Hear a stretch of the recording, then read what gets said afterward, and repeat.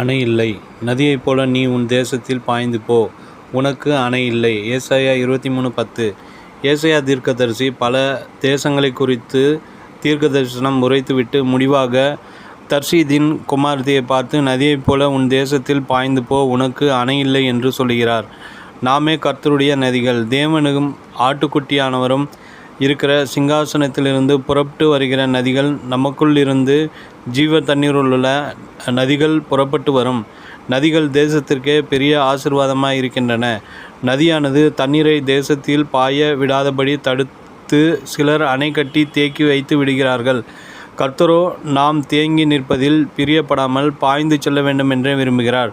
தடைகளை தகர்த்து போடுகிறார். நீ உன் தேசத்தில் பாய்ந்து போ, உனக்கு அணை இல்லை என்று அன்போடு ஆசீர்வதிக்கிறார்.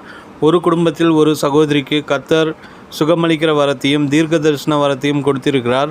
நன்றாக ஜெபிக்கிற அவருக்கு எழும்பி பிரகாசிக்க வேண்டும் என்ற விருப்பம் அதிகமாக இருந்தது. ஆனால் அந்த சகோதரியின் மாமியாரோ அவர்களை ஊழியத்திற்கு செல்ல அனுமதிப்பதில்லை. குறை கூறியும் முறுமுறுத்தும் ஊழியத்தை தடை செய்து கொண்டே இருந்தார்கள். கர்த்தர் ஒரு நாள் குறுக்கிட்டார். தடையை அகற்றி ஊழியத்தில் அந்த சகோதரியை கொண்டு செல்ல விரும்பினார். மாமியாருக்குள் கல்வாரி அன்பை கர்த்தர் ஊற்றினார். ஆத்ம பாரத்தை தந்தருளினார். சில நாட்களுக்குள்ளாகவே மாமியாரும் மருமகளும் சேர்ந்து ஊழியத்தில் இறங்கிவிட்டார்கள்.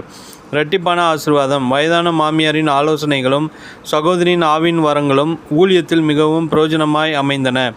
இன்று அணைகளைப் போல தடைகள் உங்கள் வாழ்வில் இருக்கிறதோ?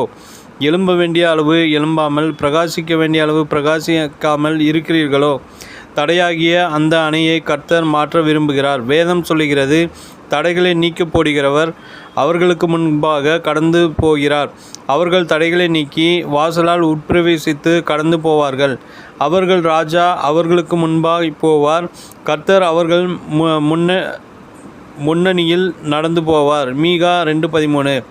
ஒரு பக்கத்தில் கர்த்தர் தடைகளை தகர்க்கிறவர், மறுபக்கத்தில் கோணலானவைகளை செவ்வையாக்குகிறவர். வனாந்திரத்திலே வழிகளையும் அவாந்திர வெளியிலே ஆறுகளையும் உண்டாக்குகிறவர்.